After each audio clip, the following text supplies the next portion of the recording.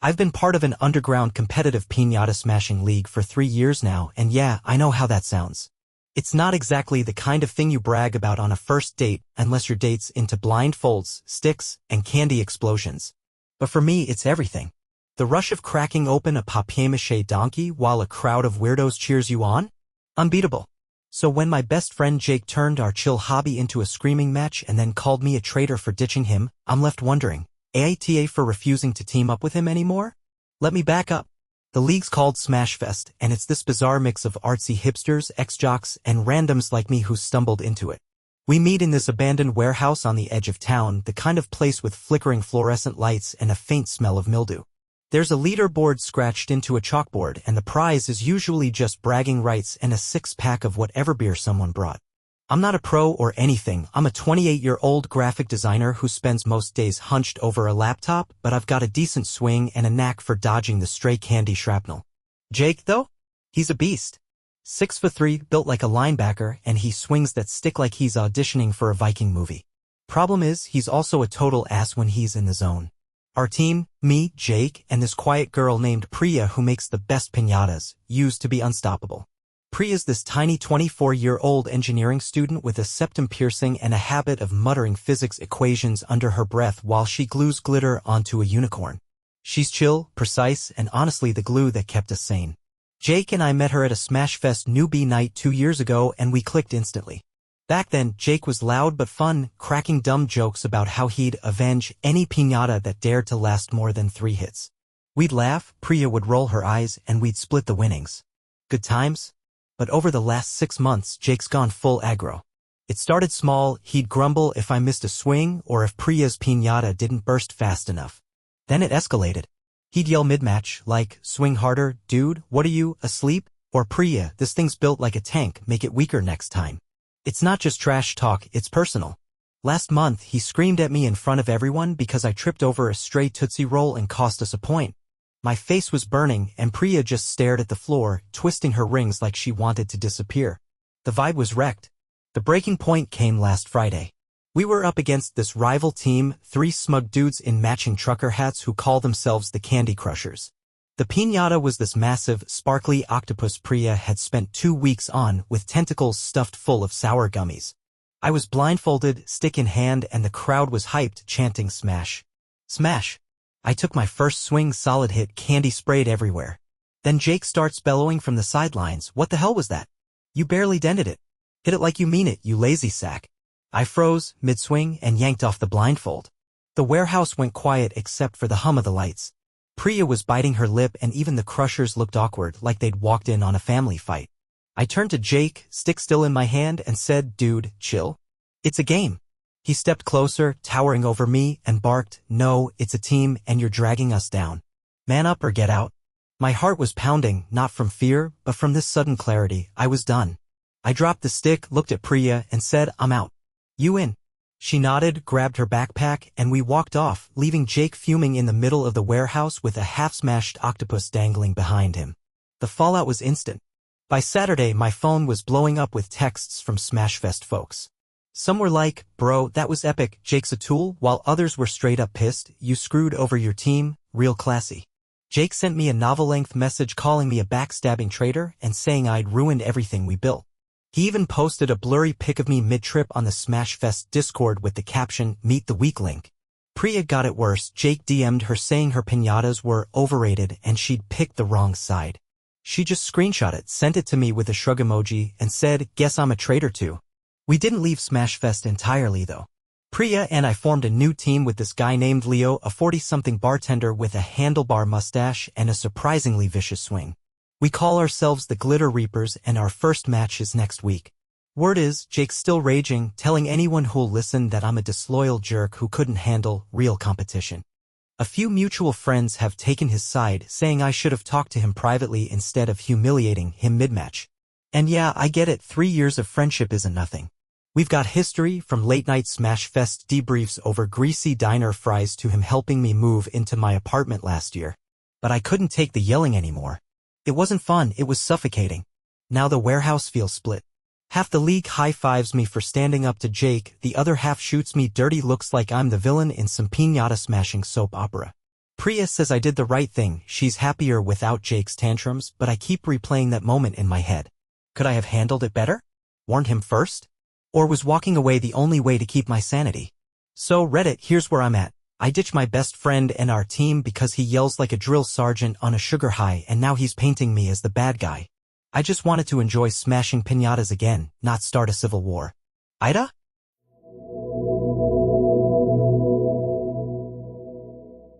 I'm training for a solo ultramarathon through an abandoned amusement park, which is exactly as weird as it sounds, and I ditched my sister mid-prep because she couldn't keep up. Now she's pissed, calling me selfish, and I'm wondering, AITA for choosing my pace over her feelings? Here's the deal. I'm 26, a barista by day, and I've been obsessed with running since I was a kid, sprinting through backyards, dodging sprinklers, the whole deal. Last year, I stumbled across this niche race called the Funhouse 50K. It's 31 miles through a creepy, overgrown amusement park an hour outside town. Think rusted roller coasters, faded clown murals, and trails weaving past crumbling teacup rides. The catch? It's solo. No pacers, no teams, just you and the ghosts of bad carnival food. I've been training for months, mapping routes on Strava, chugging electrolyte goo, and dreaming of crossing that finish line under the park's busted Ferris wheel. My sister, Lena, is 23 and the opposite of me, short, artsy, and more into painting than panting. She's got these wild purple streaks in her hair and a habit of doodling on her sneakers with Sharpie. We're close though. She's the only one who gets my weird humor, and we've got this tradition of watching cheesy horror movies every Friday with a bowl of her god-awful microwave popcorn. When I told her about the race, she got all excited, not to run, but to support me. She insisted on joining my practice runs, saying it'd be bonding time. I was skeptical. Lena's idea of exercise is carrying her easel to the park, but she swore she'd keep up. Our training spot's this old county trail near our apartment, a 10-mile loop with cracked pavement and patches of gravel. It's not the amusement park, but it's got enough hills to mimic the race's vibe. First run, Lena showed up in her beat-up Converse and a tie-dye shirt, grinning like we were about to picnic. I had my hydration vest, Garmin watch, and a playlist of lo-fi beats pumping through my earbuds. We started off okay. She jogged beside me, chatting about some TikTok drama, but by mile 2, she was huffing like a broken accordion. I slowed down, gave her water, and said, "You sure you're good?"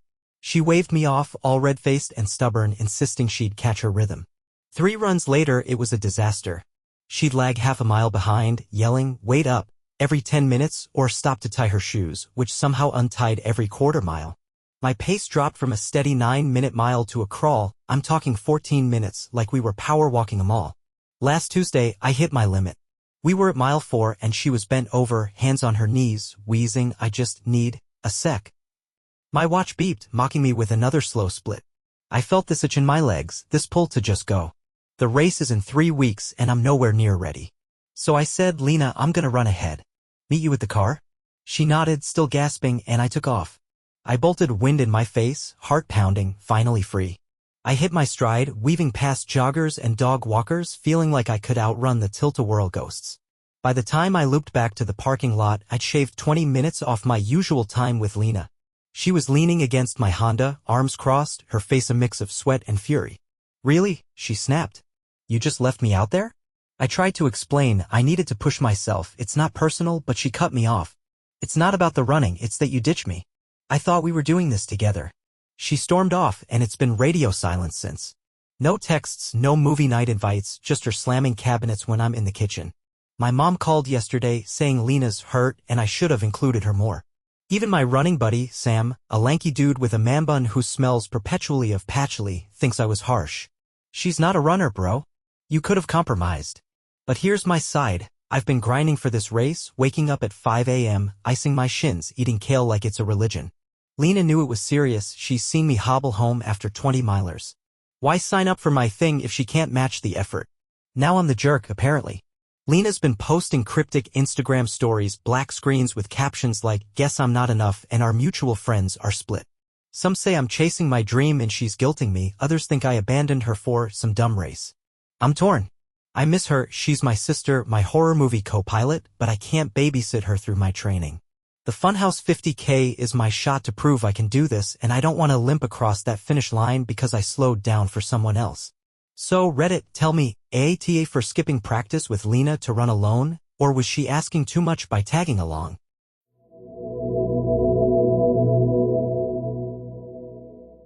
I'm part of a competitive adult dodgeball league, yes, it's a thing, and I ratted out my teammate to our coach for slacking off. Now he won't even look at me and I'm stuck wondering, AITA for calling him out? Picture this, a sweaty gym in a community center that smells like old socks and regret, filled with grown-ass adults hurling rubber balls like it's the Olympics. I'm 31, a vet tech with a decent arm and a stubborn streak, and I've been dodging and chucking since I found this league on Meetup 2 years ago. It's called the Ball Busters, cringe name, I know, and we play every Thursday night under flickering lights, surrounded by faded motivational posters like, teamwork makes the dream work. It's not just a game to me, it's my escape from long shifts of cleaning kennels and dodging bitey chihuahuas. Our team's a mixed bag. There's me, Coach Tara, a 40-something ex-softball player with a buzz cut and a whistle she blows like it's a war horn, and a handful of others, including Nate, the guy I snitched on. Nate's 29, a lanky IT guy with a scruffy beard and a vibe like he's permanently hungover. He's got this slow, lopey throat that's deadly when he tries, but lately he's been phoning it in hard. Think standing at the back, scrolling his phone, or dodging by just stepping out of bounds. We're not pros, nobody's paying us, but we've got a shot at the regional tourney next month and his half-assing was tanking us. I tried the subtle route first. After a practice where he spent more time texting than playing, I nudged him at the water fountain. Hey man, you good? We kinda need you out there. He shrugged, mumbled something about long week and went back to his phone. Next game, same deal, he ducked every ball like it was lava and didn't even try to catch. We lost 6-2 to a team of CrossFit bros who kept flexing at us. Tara was pissed, pacing the sidelines, yelling, hustle, people. I could feel my blood boiling, Nate was dragging us down and I wasn't about to let our season fizzle because he couldn't be bothered. So last week, after another loss where Nate literally sat on the bench mid-match to check his fantasy football, I snapped. Tara pulled me aside post-game, she's got this intense stare that makes you feel like a kid caught sneaking cookies, and asked, what's up with the vibe? We're off. I didn't sugarcoat it. Nate's lazy as hell. He's not even trying, stands there like a pylon while we're getting smoked. She nodded, lips tight, and said, I'll handle it. I figured she'd give him a pep talk, light a fire under him. Instead, she benched him for the next practice and told the team it was for focus. Nate knew it was me, nobody else would have said it, and now he's treating me like I'm radioactive. The fallout's been brutal. At practice Tuesday, he showed up but stayed on the far end of the gym, lobbing balls with this exaggerated grunt like he's proving a point. When I tried to pass him one during drills, he let it bounce past him, staring me down with this cold, screw you look. After, he grabbed his bag and peeled out without a word. Our group chat, usually full of dumb memes like dodgeballers do it with balls, went quiet, but I saw him post a Snapchat story of him chugging a beer with the caption, guess I'm the problem. Subtle. The team's split now. Tara's on my side, she pulled me aside again and said, you were right, he needed a wake-up call, but a couple others aren't. Jess, our resident mom friend who brings granola bars for everyone, cornered me after practice. You didn't have to narc, you know. Could have talked to him first. She's got a point, I didn't give him a heads up, but I'd already tried the nice guy act, and it got me nowhere. Meanwhile, our setter, Diego, a wiry dude with a sleeve tattoo and a laugh like a hyena, thinks it's hilarious. Bro, you lit the fuse. Nate's sulking like you stole his puppy. Great, so I'm either the jerk or the punchline. Thing is, I feel bad but not that bad. Nate's been coasting for weeks and I'm not here to babysit. I've got my own crap, 12-hour shifts, a teething rescue pup who chews my shoes, and dodgeball's my one outlet. We've got a real chance at regionals and I don't want to lose it because he'd rather swipe Tinder than throw a ball. But seeing him avoid me stings. We used to grab beers after games, him ranting about his boss while I nodded along. Once he even helped me fix a flat tire in the parking lot at 10 p.m., cursing the lug nuts the whole time. He's not a bad guy, just checked out. Did I have to go full snitch to fix it? Now the gym feels like a Cold War zone. Nate's back at practice but sticks to his corner and the team's off balance, less chatter, more tension.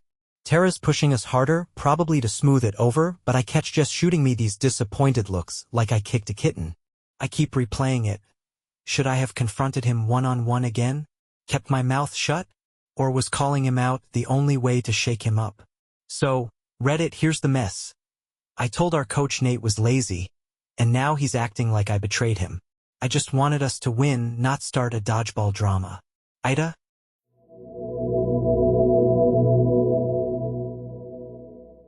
I'm deep into the world of competitive speed puzzling, yep, putting together jigsaw puzzles against a clock, and after a match, I didn't clap for my opponent because he was a smug jackass the whole time. Now people are calling me a sore loser and a bad athlete, so I gotta ask, AITA for skipping the applause? Let me set the scene. I'm 34, a high school history teacher by day, and I've been obsessed with puzzles since I was a kid. Those 1,000-piece landscapes were my therapy growing up. About a year ago, I found this underground speed puzzling league through a random Reddit thread. It's niche as hell. We meet in this dusty community college lecture hall every other Saturday, surrounded by chipped desks and a projector that hasn't worked since 1998. The vibe's half nerdy, half cutthroat. Think chess club meets cage fight. There's a scoreboard taped to the wall, a folding table with coffee that tastes like burnt regret, and a crowd of maybe 20 regulars who take this way too seriously. I love it. It's me, a puzzle, and 3 minutes to prove I've got the fastest hands in the room.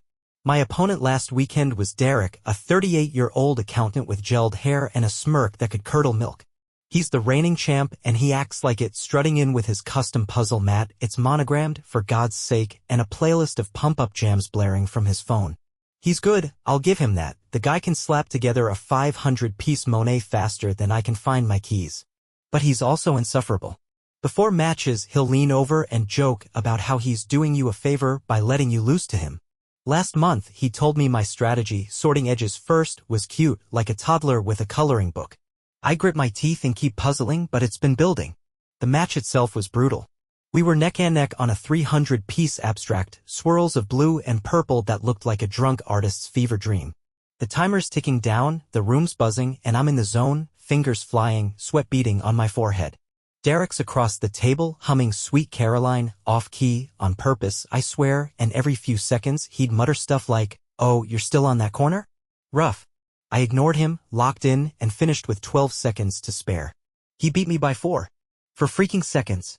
The judge, a retired librarian named Marge with a perm and a stopwatch, called it, and the room clapped like it was Wimbledon. Here's where it gets messy. After every match, win or lose, we do this ritual: stand up, shake hands, applaud each other. It's cheesy but baked into the league's sportsmanship code. Derek stood, grinning like he'd invented puzzles, and started his victory lap, bowing to the crowd, flexing his fingers like he'd just deadlifted a car. Then he looked at me, still catching my breath, and said, "Don't feel bad, man. Not everyone's built for the big leagues. Maybe try a 100-piece next time." He laughed, loud and fake, and a few people chuckled along. I saw red. My hands were still shaky from the adrenaline, my shirt sticking to my back, and this guy's treating me like his personal punching bag. So when he turned for his applause, I stayed seated, arms crossed, staring at the table. No clap, no handshake, nothing. The room noticed. The clapping died fast, replaced by this awkward hush. Marge raised an eyebrow and Derek froze mid-bow, his smirk slipping. He shot me a look, half confused, half pissed, and said, "Wow, classy." Then he stormed off to the coffee table, muttering about sore losers. I packed up my puzzle box, a beat-up Ravensburger I've had since college, and figured that was that. Nope. By Monday, the league's Discord was lit up. Someone posted, "Shout out to the guy who can't handle losing with grace," with a clapping emoji. Another chimed in, "Bad athlete vibes, Derek's a champ, take the L like a man." Even my friend Ellie, a 27-year-old barista who puzzles with these wild, chip-nail polish hands, texted me, "Dude, you kinda looked like a dick. It's just tradition." I get their point, sort of. The applause thing's sacred here, like a handshake in hockey or whatever. And yeah, Derek won fair and square, those 4 seconds don't lie. But I'm not here to stroke his ego. He'd been needling me all night, hell, all season, and I was supposed to smile and clap like he's some puzzle god? I've put hours into this, practicing on my kitchen table, watching YouTube breakdowns of corner first strats, even taping my fingers after a bad paper cut incident. I'm not a pro, but I'm not a doormat either. Skipping the applause felt like my one way to say, "Screw you, I'm not your fanboy." Now it's a mess. Derek's milking it, posting pics of his puzzle mat on Instagram with captions like, "Winning's easy when you've got heart and half the league's icing me out." At Thursday's practice, I walked in and the chatter stopped like I'd farted in church. Marge pulled me aside, her perm practically vibrating, and said, "Sportsmanship matters more than scores. You're better than that." Ellie's still on my side. She says Derek's a tool and I had every right to snub him, but she's outnumbered. My buddy Raj, a 50-something dentist with a wicked side eye, thinks I overreacted. "Kid, you don't poke the bear then cry when it bites." Should have clapped and moved on. I'm rattled. I love this league, the clack of pieces, the thrill of a close finish, even the shitty coffee. But now I'm the villain and Derek's the martyr. I keep replaying it, his smug face, that taunting 100-piece jab. Could I have sucked it up, clapped, and vented later over beers with Ellie?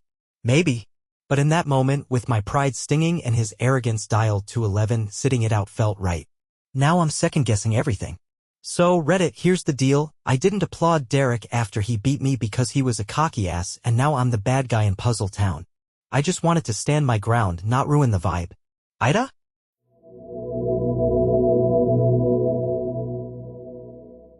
I go to this grungy 24-hour gym where everyone's either half asleep or jacked out of their minds, and I told this dude to quit moaning like a wounded animal while lifting. He called me nosy, and now I'm wondering, AITA for saying something? I'm 29, a freelance illustrator who's more comfortable sketching dragons than deadlifting, but I've been hitting the gym for a year to keep my back from turning into a pretzel after long drawing sessions. This place, Steel Haven Fitness, is a dive, flickering neon sign, chipped concrete floors, and a playlist stuck on Metallica remixes. It's open all night, so you get a wild mix, night shift nurses, wannabe bodybuilders, and me usually rolling in at 1 a.m. with my headphones and a protein shake I forget to drink. I'm not ripped, but I can squat my body weight without crying, so I figure I belong. Then there's Moan Man. His real name's Kyle. I overheard him bragging to the desk guy, but I didn't know that when this went down. He's maybe 35, built like a brick wall, with a buzz cut and a tank top that says grind or die. He's there every night I am, hogging the power rack and grunting like he's auditioning for a porno. Not just grunts, full-on, guttural moans, loud enough to cut through my noise-canceling earbuds blasting lo-fi hip-hop. Picture a walrus in labor, mid-rep, every rep. It's not effort, it's theater. People stare, some laugh, but nobody says jack, except me, apparently. I put up with it for weeks. I'd grit my teeth, re-rack my weights, and tell myself, live and let live. But last Wednesday, I hit my limit. It was 2 a.m., the gym was dead, just me, Kyle, and this older lady speed-walking the treadmill in a leopard print tracksuit. I'm mid-set on squats, focusing on not collapsing when Kyle unleashes this banshee wail that echoes off the mirrors. My earbuds can't save me, I lose count, nearly drop the bar, and snap. I set it down, yanked out one earbud, and marched over. He's racking a bazillion pounds, sweat dripping, still moaning like he's possessed. I said, hey, man, can you keep it down? It's a lot. Not yelling, not rude, just straight. He froze, barbell clanking, and turned to me, eyes narrow. What's your deal? He said, voice all gravel. I shrugged, trying to stay cool. The moaning, it's loud. Distracting. He wiped his face with a towel, smirked, and hit me with, mind your own business, nosy. It's a gym, not a library. Then he turned back to the rack, cranked his trap metal playlist even louder, and moaned harder on his next set, like, cartoonishly loud. I stood there, dumbfounded, then grabbed my stuff and bailed. My workout was toast. The next night, it got weird. I walked in and Kyle was already there, mid-moan, but now he's got an audience, two meatheads in stringers nodding along like he's a hero. He spotted me, pointed, and said, there's the noise police, loud enough for the whole gym to hear. The meathead snickered and the treadmill lady glanced over, frowning like I'd kicked her cat. I ignored him, set up at the far end, but I could feel eyes on me. My phone buzzed. My gym buddy, Tara, a 32-year-old nurse with pink hair and a killer deadlift, texted, heard you beefed with Moan Man. You okay? Word travels fast in the sweatbox. Since then, it's been a standoff. Kyle's amped up the volume, moaning, grunting, even throwing in some, yeah buddy, shouts and shoots me these smug looks every time. The gym split. Tara thinks he's a clown and I was right to call him out. The desk guy, a chill dude named Ravi who's always eating ramen, says I should have let it slide. It's his thing, you know? A few regulars avoid me now, like I'm the buzzkill who ruined the vibe. Last night, I overheard one of the meatheads mutter, some people don't get gym culture, as I walked by. Ouch. Here's my side, I'm not a prude. I get it, lifting's loud, people grunt, it's not ballet. But this isn't effort, it's a performance and it's screwing with everyone. I've seen newbies in hoodies leave early when he starts up, and even Tara admitted she skips leg day if he's there. I just wanted to squat in peace, not star in his one-man sound show. But maybe I overstepped. He's not breaking rules, Steel Haven's got no quiet lifting policy, and I could have just moved farther away or cranked my music. Confronting him turned it into a thing, and now I'm the gym's resident nag. I'm rattled. I love this place, the late-night solitude, the clang of weights, even the stale air. But now it's tense and I'm second-guessing myself. Should I have sucked it up? Was I nosy for stepping into his space? Or is he the ass for turning a shared gym into his personal moan zone? So, Reddit, weigh in. I asked Kyle to stop moaning like a dying moose, he called me nosy, and now I'm the gym pariah. I just wanted a normal workout. AITA?